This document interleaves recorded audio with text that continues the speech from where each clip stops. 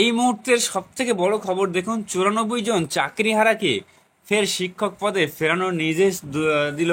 দুর্নীতি মামলায় হাইকোর্টের শুনানিতে স্থগিতাদেশ সুপ্রিম কোর্টে। তো আপনারা বিস্তারিত জানতে পারবেন। দেখুন কি বলা হয়েছে।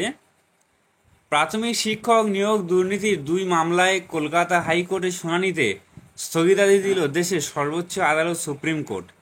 রমেশ মালিক বনাম পশ্চিমবঙ্গ সরকার এবং সৌমেন নন্দী বনাম পশ্চিমবঙ্গ সরকারের মামলা দুটি কলকাতা হাইকোর্টে শুনানি স্থগিত থাকবে।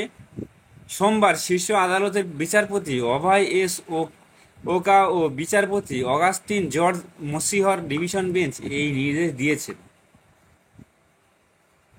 এর পাশাপাশি কলকাতা হাইকোর্টের নির্দেশে চাকরিহারা 94 জন শিক্ষককে অস্থায়ীভাবে চাকরিতে নিয়োগ করতে হবে বলে নির্দেশ দেওয়া হলো।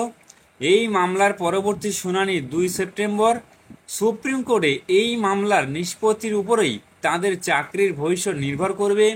আপাতত আগামী 1 আগস্ট থেকে তাদের চাকরিতে ফেরানো যেতে পারে।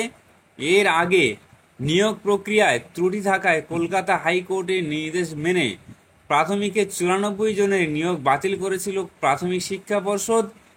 2014 সালে টেট দিয়ে 2016 সালে তাঁরা নিয়োগ পেয়েছিলেন। চাকরি হারানোর পর হাইকোর্টের ডিভিশন বেঞ্চও গিয়েছিলেন চাকরিহারাদের একাংশ। সেখানে সুরাহা না মেলায় সুপ্রিম কোর্টে আবেদন করেন চাকরিহারারা। অবশেষে সুপ্রিম কোর্টে কিছুটা স্বস্তি মিলেছে। প্রসঙ্গত উল্লেখ্য, নির্দেশ হওয়া 2 মামলার শুনানি বর্তমানে চলছে কলকাতা হাইকোর্টের বিচারপতি অমৃতা সিনহার বেঞ্চে।